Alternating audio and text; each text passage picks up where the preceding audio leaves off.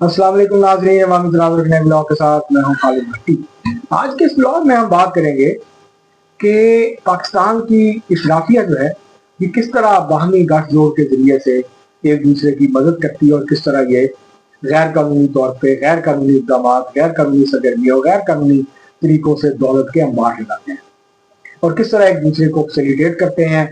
और किस तरह इन सबको जानते बूझते अपने आँख और कान बंद कर लेते हैं और किस तरह से जो है वो लोगों को मौका देते हैं कि वो गलत तरीके के साथ पैसे कमा लें और उसके बाद जब जो है सांप गुजर जाए तो फिर रस्सी को पीटते हैं। तो ये जो सारा मामला है ये एक दफ़ा फिर सामने आया है, एक दफ़ा फिर उभरा है और इशराफिया, जिसको हम लीड कैप्चर कहते हैं, कि इशराफिया का कब्जा पाकिस्तान की रियासत, पाकिस्तान के रियासती इदारों, पाकिस्तान के की इंतजामिया, पाकिस्तान की जो सियासत, पाकिस्तान की मईशत, इन सब के ऊपर जो है वो इशराफिया का एक किस्म का कब्जा है और इशराफिया जो है वो कंट्रोल करती है इन चीज़ों को। तो उसकी एक मिसाल एक बार फिर सामने आई है वन कॉन्स्टिट्यूशनल एवेन्यू इस्लामाबाद, जो एक अपार्टमेंट टावर्स हैं, तो बड़ी बिल्डिंग है और वो किस तरह गैर कानूनी तौर पर जगह ली गई, किस तरह गैर कानूनी तौर पर तामीरात हुई और फिर उसको बेच दिया गया। अब ये मामला एक दफ़ा फिर उभरा है और इसने साबित किया कि किस तरह कोई फर्क नहीं पड़ता किसकी हुकूमत है, कोई फर्क नहीं पड़ता कौन वज़ीर आज़म है, कौन सदर है, ये मामला यूं के यूं चलते हैं। सीडीए भी जिसका काम है कि वो गैर कानूनी तामीरात को रोके, चीज़ों को रोके, वो भी नहीं रोकते और वो भी देखते रहते हैं। तो ये सारा जो मामला है अब एक दफ़ा फिर ये उभर के सामने आया। इसके ऊपर आज के इस व्लॉग में हम बात करेंगे कि किस तरह पाकिस्तान में दो कानून है, एक अमीर के लिए, गरीब के लिए, किस तरह गरीबों की जो बस्तियां हैं, गरीबों की झोंपड़ियां गिरा दी जाती हैं और जब मामला है अमीरों का और इशराफिया का तो फिर किस तरह से मुख्तलिफ जो है वो रास्ते निकालने की कोशिश की जाती है। ये हमारा आज का मौजूद है, इसके ऊपर आज हम बात करेंगे। इससे पहले कि हम आगे बढ़े आपको तफसीलात फराहम करें, आपसे गुजारिश है कि हमारा चैनल अवामी तनाज़ुर, इसको सब्सक्राइब कर लें और बेल आइकन जरूर दबा दें, चलिए जरूर करके आगे अब हम बढ़ते हैं अपने आज के मौजूद की तरफ। वन कॉन्स्टिट्यूशनल एवेन्यू इस्लामाबाद का जो दिल है उसके अंदर वाक़या है। एक तरफ डिप्लोमेटिक एनक्लेव है, पार्लियामेंट हाउस है, सुप्रीम कोर्ट की बिल्डिंग है, पीआर है, वज़ीर आज़म हाउस है, ये सब वज़ीर आज़म साहब का ऑफिस है, सब उसी जगह है। और उसके साथ साथ डिप्लोमेटिक एनक्लेव है, सरीना होटल है, मैरियट है, ये सारे उसी एरिया में वाक़या हैं। तो वहीं पर ये वन कॉन्स्टिट्यूशनल एवेन्यू है जहां पर सैकड़ों अपार्टमेंट्स के ऊपर मुश्तमिल दो टावर्स हैं, बड़ी बिल्डिंग है और इस्लामाबाद की बड़ी बिल्डिंग्स में से एक बिल्डिंग है, बहुत ऊंची बिल्डिंग है, बड़ी दूर से नजर आती है और ऊपर से अगर आप उसके ऊपर हो, ऊपर की मंजिलों पे हो, अब आपका अपार्टमेंट है तो आप जब चाहें बड़ी सहूलत के साथ रावल डैम का नज़ारा कर सकते हैं। एक तरफ रावल डैम है और दूसरी तरफ इस्लामाबाद है, एक तरफ माडला की हिल्स हैं, माडला के पहाड़ हैं, आप वहाँ उसके एंजॉय कर सकते हैं। खास तौर पे बरसात के दिनों में,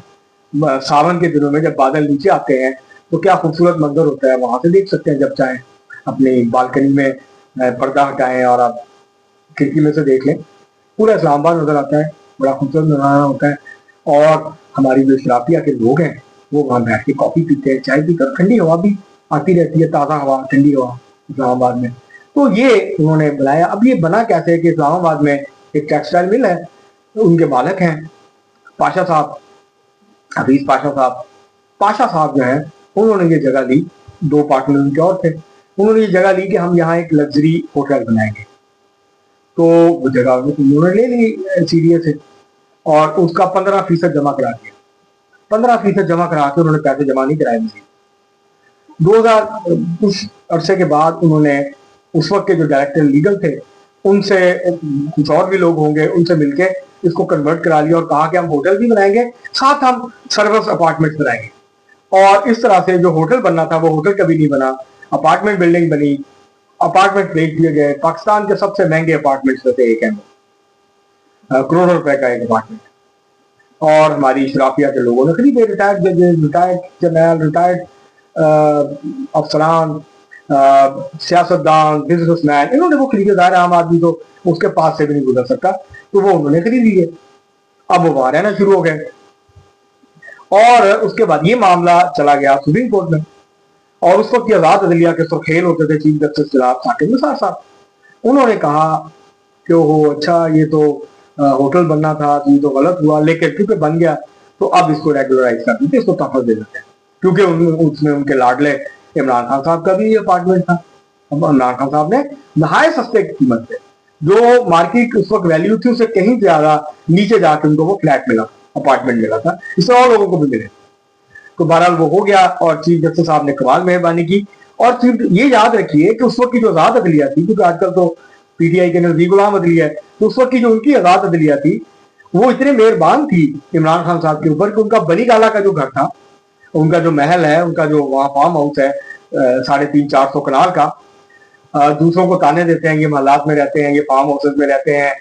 इन्होंने बड़े बड़े घर बनाए हुए हैं। तो खान साहब खुद भी 4 मरले 5 मरले या 10 मरले के घर में नहीं रहते, खुद भी सैकड़ों कनाल के घर में रहते थे। आजकल तो डयाला जेल में मुठ्ठी में फिरा, तो वहां उन्होंने बनाया, तो वो इलीगल था। तो चीफ जस्टिस उस वक्त के जो थे साकिब निसार साहब, आजाद अदलिया के चैंपियन, उन्होंने उसको रेगुलराइज कर दिया। उनको रेगुलराइज करने के चक्कर में पूरा बनी गाला जो गैर कानूनी था उसको भी रेगुलराइज कर दिया, उसको भी कानूनी करार दे दिया। तो आप इससे अंदाजा लगा सकते हैं कि किस तरह तहफ़्फ़ुज़ मिला, और इससे आप अंदाजा लगा सकते हैं कि हमारी जो इशराफिया है, वो जजेस हो, कोई भी इदारा हो, किस तरह एक दूसरे को तहफ़्फ़ुज़ देते हैं, किस तरह गैर कानूनी सरगर्मियों पर पर्दा डालते हैं, किस तरह दौलत कमाने के लिए कोई भी रास्ता, कोई भी जरिया इख्तियार करने के लिए हर वक्त तैयार रहते हैं। आप एक ये वन कॉन्स्टिट्यूशनल एवेन्यू है, अब वज़ीर आज़म साहब ने उस पर कमेटी बना दी है। कमेटी आजम वज़ीर तारड़ साहब की क़यादत में सारा पता करेगी, उसके बाद रिपोर्ट देगी, फिर फैसला होगा कि उसका क्या करना है। अब इस्लामाबाद हाई कोर्ट ने कहा है कि सीडीए उसको टेक ओवर कर ले, तो अब सीडीए जो है उसको टेक ओवर करेगी या नहीं करेगी, जो भी होगा उसका फैसला हो जाएगा। एक तरफ ये वन कॉन्स्टिट्यूशनल एवेन्यू है। आपको याद होगा कराची में एक नस्ला टावर होता था, उन्होंने भी थोड़ी सी जमीन, उन्होंने कानूनी तौर पर जगह ली, लेकिन उसमें गैर कानूनी तौर पर थोड़ी सी सरकारी जगह शामिल कर ली थी। तो उस वक्त की जो आजाद अदलिया के सुरखेल थे चीफ जस्टिस गुलजार साहब और उनके साथी जजेस ने कहा कि ओहो, ये आपने कैसे कर सकते हैं, आपने जो है वो गैर कानूनी तौर पे जगह लेके जो जितनी जगह आपकी थी आपको उसमें बनाना चाहिए था, कि ये जगह शामिल करके आपने अपार्टमेंट बना के बेच दी है। अब वहां इशराफिया के घर नहीं थे, अपार्टमेंट नहीं थे, वहां इमरान खान साहब का अपार्टमेंट नहीं था, वहां साबिक सदर आरिफ अलवी साहब का भी नहीं था, वहां पे और किसी बड़े आदमी का भी नहीं था, होता तो शायद वो भी रेगुलराइज हो जाता। तो वहां तो मिडिल क्लास के लोग थे, आम लोग थे। तो कहा गया कि इस बिल्डिंग को खाली कराएं, जबरदस्ती खाली कराई गई और उस बिल्डिंग को किराया गया। तो उसूली तौर पर होना तो यही चाहिए कि आजाद अदलिया के फैसलों का एहतराम करते हुए वन कॉन्स्टिट्यूशनल एवेन्यू को फौरी तौर पर गिरा दिया है, लेकिन ऐसा करना बड़ा मुश्किल है क्योंकि वहां इशराफिया रहती है, वहां आम पाकिस्तानी नहीं रहते। और हमें पता है, हम इसी मुल्क में रहते हैं, बड़े हुए हैं, इस उम्र में तक पहुंचे हैं कि हमारे यहाँ इशराफिया के लिए और कानून है, हुक्मरानों के लिए और कानून है, हुक्मरान तबके के लिए और कानून है, गरीब आदमी आम पाकिस्तानी के लिए और कानून है।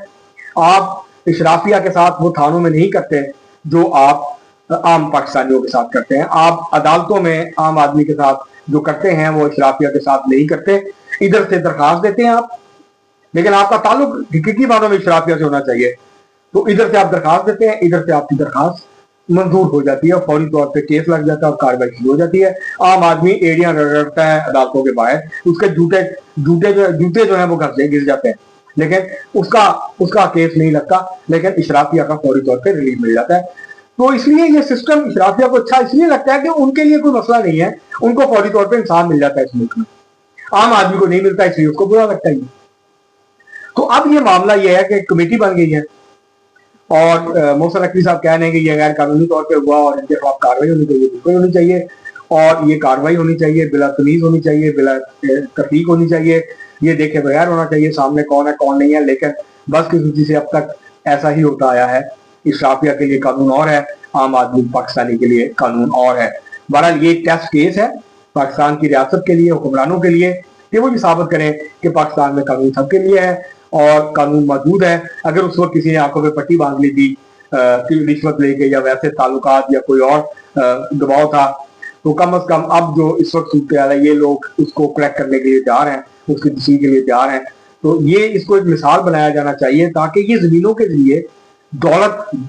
अरबपति बनने का जो रुझान है, और पाकिस्तान में आप देखें 30-40 साल में ये बहुत रुझान तेजी से बढ़ा है, गुज़िश्ता 10-15 साल में तो बहुत तेजी के साथ बढ़ा है कि आप रियल एस्टेट डेवलपमेंट शुरू करें, प्रॉपर्टी का काम करें और किसी बड़े आदमी के साथ जुड़ जाएं, उसके बाद फिर आपके वारे नहीं आ रहे हैं। اور ملک ریاض ہیں اور بہت سارے ملک ریاض ہیں چھوٹے چھوٹے ہر جگہ میں موجود ہیں جو کہ اس طرح سے جنہوں نے دولت کے انبار لگائے ہیں اور اب وہ دولت کے ان کی جو دولت ہے وہ سب کی آنکھیں خیرہ کر دیتی ہے اس کی جو چکا چوند ہے وہ اندھا کر دیتی ہے ان لوگوں کو جن کا کام ہے کہ وہ تحفظ فراہم کریں اور غیر قانونی کام کو یا سرگرمیوں کو روکیں لیکن جو دولت ہے وہ آڑے آ جاتی ہے اور اس طرح سے معاملہ جو ہے وہ چلتا رہتا ہے تو یہ اس کی ایک اشرافے کے گھر جو کی ایک اعلیٰ مثال ہے اب تک اتنا ہی بہت شکریہ